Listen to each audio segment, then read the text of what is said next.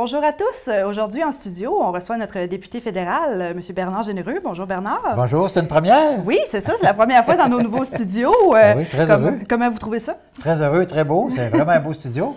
C'est bien aménagé, en tout cas, puis les visuels sont super beaux. Bon. Alors, je suis content de participer à cette première aujourd'hui. Première, parce que je pense pas que ça va être la dernière fois qu'on va vous recevoir ici. On veut le faire de plus en plus, justement. Donc, bien, la nouvelle session parlementaire a débuté il n'y a pas tant longtemps. C'est quand exactement? 3 semaines déjà. Là. Ça fait déjà 3 semaines que je suis à Ottawa. Okay. Là, je suis dans le comté cette semaine. Et j'y retourne la semaine prochaine. Donc, d'ici au mois de juin, on est dans la période, je dirais, la plus intense là, au niveau parlementaire. Quoique le mois de mars, cette année, à cause des relâches, c'est moins pire un peu, mais à partir de fin mars, début avril, jusqu'à la fin juin, là, on est à Ottawa pratiquement tout le temps. Donc, c'est une grosse session parlementaire. Il se passe beaucoup de choses actuellement en plus. Dans le fond, pour les gens qui connaissent un peu moins ça, là, le Parlement, ça fonctionne un peu comme le cégep. Là. Vous avez des sessions avec un congé. En fait, ben, la comparaison n'est pas si mauvaise que ça, mais on est 6 mois à Ottawa, mais pas de façon continue. Alors, évidemment, il y a des pauses entre les deux parce que de temps en temps, il faut être dans notre comté parce qu'il y a des gens qui veulent nous rencontrer, de toute évidence. Puis, c'est une façon aussi de calmer le jeu pour le gouvernement parce que ils se font, mettons que les 3 premières semaines cette année n'ont pas été très bonnes pour eux autres, là, on va dire ça. OK, bon, donc là, lorsque vous aviez commencé il y a quelques semaines, vous nous aviez transmis ce qui est un peu vos priorités pour la prochaine session. Donc, j'aimerais ça survoler les 4 points avec vous, puis un peu, je vais vous le lire, puis dites-moi, développez un petit peu là-dessus. Pas de problème. Donc, le premier point, c'était couper les impôts, bâtir des logements, équilibrer le budget et s'attaquer à la criminalité. Il y a beaucoup de stock là-dessus, là, si on commence avec couper les impôts et équilibrer le budget, mettons. En fait, bon, on sait qu'au Canada, actuellement, depuis que le gouvernement est en place, le gouvernement libéral, depuis 8 ans, ils ont mis beaucoup de nouvelles taxes en place. Par exemple, la taxe sur l'alcool, qui est une taxe progressive. Donc, on n'a pas besoin de revoter des règlements chaque année. Elle augmente automatiquement. Ils ont fait la taxe sur le carbone, bien sûr. Taxe sur le carbone qui va augmenter de 23 le 1er avril prochain. Sauf que, bon, elle ne s'applique pas directement au Québec, mais elle s'applique indirectement au Québec puisqu'on importe des biens qui viennent de partout au Canada, au Québec. Et ces biens-là sont affectés à la fois par la production agricole, par le transport, par la transformation. Donc, tous ces éléments-là font en sorte que la taxe sur le carbone, même si elle ne s'adresse pas directement au Québec parce qu'on a la bourse sur le carbone, elle s'applique indirectement et nous, on veut la couper complètement. OK. Parce qu'on juge que ça fait augmenter le coût à la fois de l'alimentation, de chauffage, de l'essence, etc. Donc, tous les biens essentiels que la population a besoin.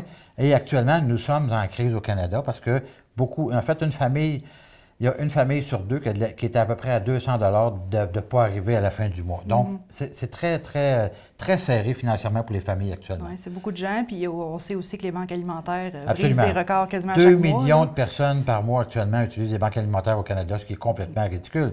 Quand on pense qu'on est un pays développé, on est un pays riche, je pense qu'il y a une façon de redistribuer la richesse en laissant plus de taxes et plus d'impôts dans les poches des gens. Essentiellement, ce qu'on veut, c'est que le travail paye plus. Donc, vous allez entendre ça dans les prochains mois de la part des conservateurs, dans la prochaine campagne électorale également, qui s'en vient d'ici maximum 1 an et demi. M. Singh fait des petites menaces, là, j'ai hâte de voir ce que ça va donner le 1er avril, mais on ne s'attend pas qu'on va aller nécessairement à l'élection ce printemps. OK, parfait. Donc, sinon, si on va avec bâtir des logements, comment est-ce que le fédéral peut avoir un impact là-dessus ici dans la région?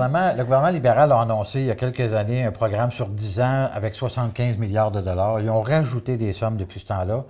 Et depuis qu'ils ont mis le programme d'accélération, en fait, de construction de logements, depuis qu'ils ont mis ce programme-là en place, on construit moins de logements au Canada. Qu'est-ce que ce programme-là devrait faire en tant que tel? Ça sert à quoi? Le ministre a candidement avoué que le programme n'était pas pour construire des maisons. Alors, ils ont mis 4 milliards là-dedans, mais c'est essentiellement pour la bureaucratie à travers le Canada, des grandes villes particulièrement, parce que c'est beaucoup là où le besoin de logement, parce que les immigrants qui arrivent au Canada, il faut savoir que le Canada a 1 million de plus juste l'année dernière d'habitants, donc ça prend une place pour les loger.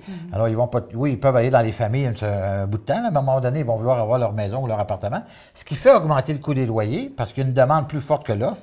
Donc, on a besoin d'ajouter dans l'offre. Et ce qu'on veut faire, nous, c'est d'éliminer, ou en tout cas diminuer de façon drastique la bureaucratie et mettre l'argent sur le terrain, sur le plancher des vaches, comme on dit en bon québécois, de façon à construire des maisons et encourager les villes qui vont dépasser des objectifs pour être capable de financer des infrastructures comme les rues, l'aqueduc, les lumières, etc., pour faire des nouvelles rues, comme dans nos régions ici, pour être capable de construire. Il faut savoir que le privé a déjà pris, les entreprises ont déjà fait des actions très intéressantes, par exemple à Lillet, je pense, ici à Montmagny, où les entreprises ont acheté des maisons ou en ont construit des nouvelles, ou même des blocs appartements dans certains cas, pour loger des employés qui sont de l'extérieur. Oui, il y en a de plus en plus qui ont dû un peu s'approprier. Absolument, prendre le problème, le taureau par les cornes, comme on dit, parce qu'autrement, le gouvernement, ça prend une éternité avec le gouvernement. C'est épouvantable. D'ailleurs, on le voit avec Arrive-Can, le scandale qui a éclaté au grand jour là, la semaine dernière à Ottawa.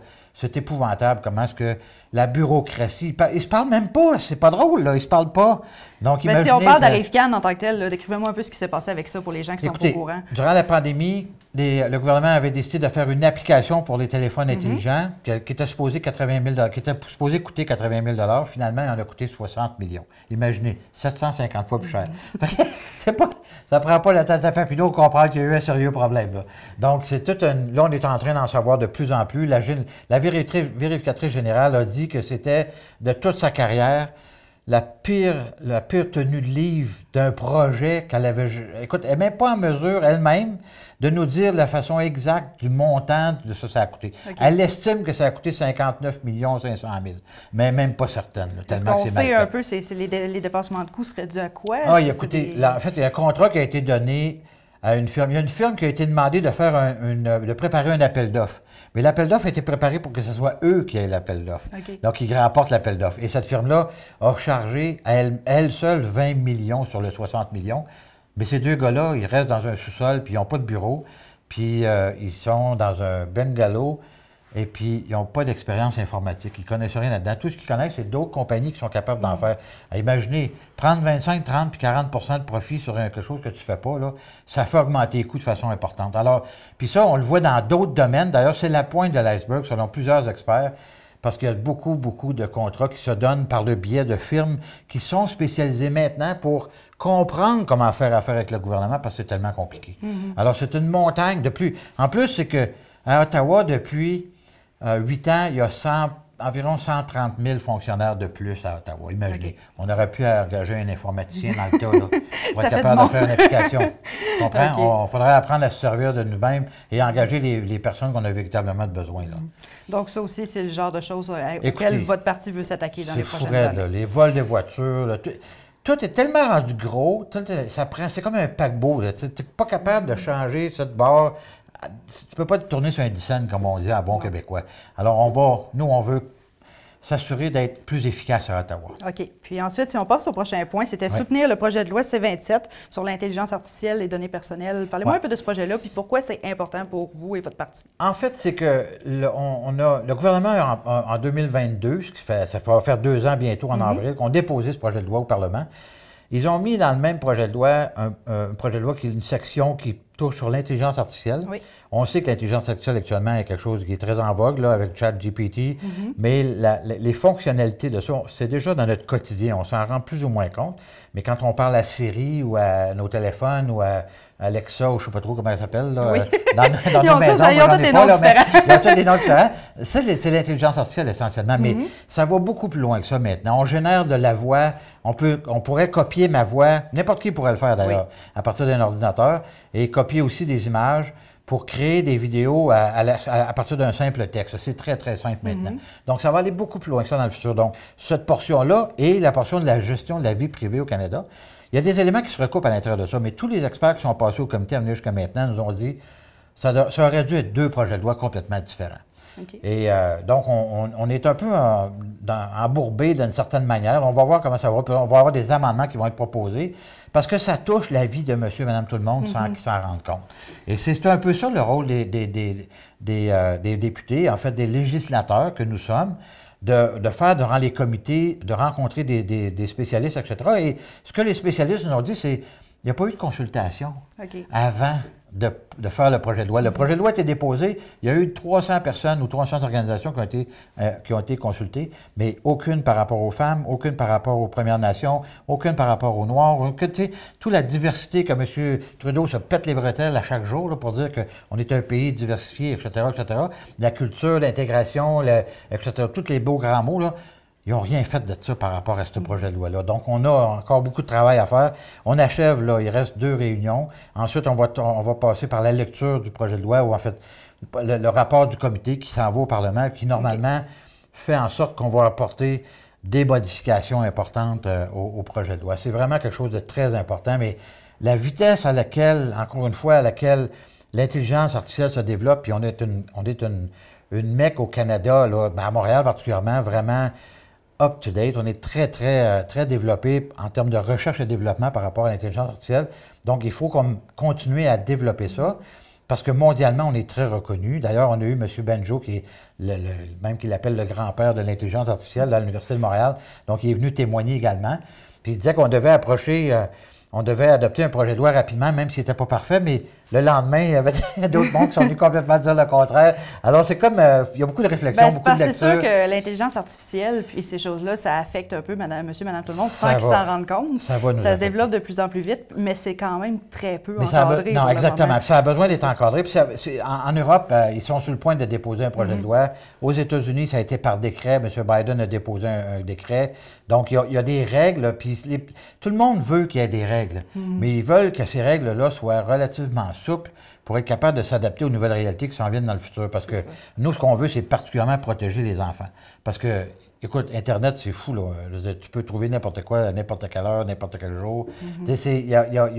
Ça prend des balises, parce que aussi, puis on a eu la semaine dernière, c'était le monde de la culture qui était là, la Guilde des acteurs au Canada. Écoute, eux autres, ils sont en train de littéralement capoter, là, parce que on peut les reproduire de façon, au niveau de la voix. Même M. Biden a été truqué, là, dans une certaine mesure, en tout cas au niveau d'Internet. Donc, tout est possible maintenant de faire ça de façon synthétique ou synthétisée. Donc, c'est comme... Ces gens-là ont peur de perdre leur job, littéralement. Là, Donc, tout le monde du livre, etc., il y a tous les droits d'auteur qui viennent se jouer à ça. C'est un gros projet de loi, puis... Écoute, on a bien hâte de voir si on va se rendre jusqu'au bout avant la prochaine élection, là, mais ça regarde pas bien, en tout cas. Donc, un gros enjeu. Sinon, si on continue avec les points, on a stimulé l'économie et soutenir les entreprises, particulièrement la culture. Donc, dans la région ici, dans le fond, qu'est-ce que vous souhaitez amener pour soutenir ça? Encore une fois, au Canada, puis là, j'étais à la fête d'hiver encore en fin de semaine, puis la fête d'hiver, et comme il y a 4 fêtes à Saint-Jean-Port-Joli, ils reçoivent d'argent de Patrimoine Canada, mais pour la globalité, non pas par fête nécessairement.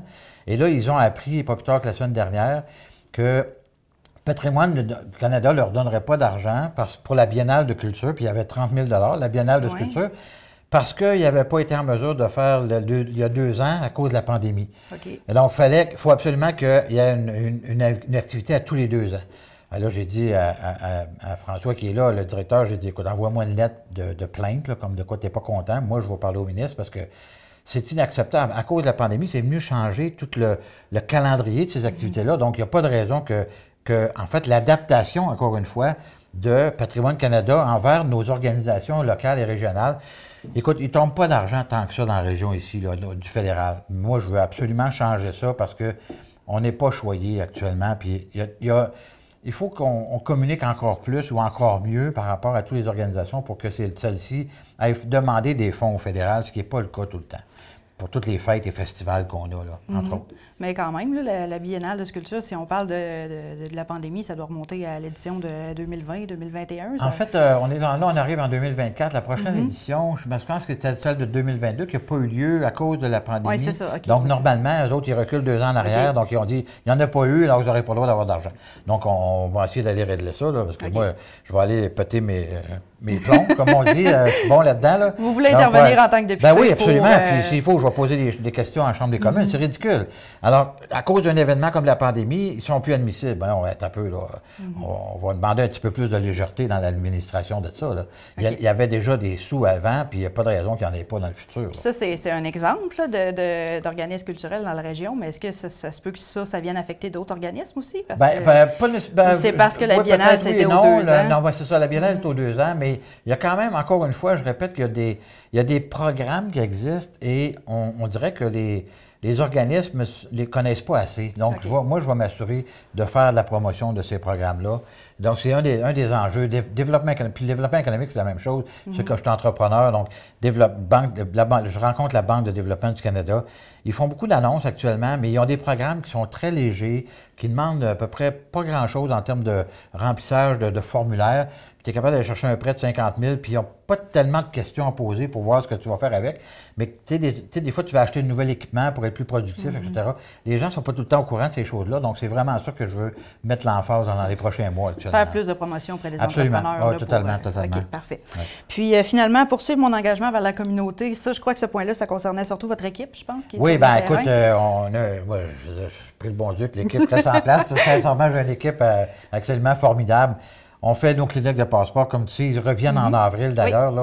Donc, écoute, on a battu des records la dernière fois. On pense qu'on se dit, ben là, il y a tellement eu de monde qui est venu depuis 7-8 ans qu'il n'y en aura plus qu'on va dire, ben non, il y a toujours des renouvellements. C'est très populaire, cette clinique-là. C'est extrêmement populaire. Puis là, ben, on l'a fait la dernière fois aux choses citoyens. Là, au pavillon Espace Citoyen. Pavillon Espace Citoyen, absolument. Puis c'est l'endroit idéal pour faire ça pour nous autres.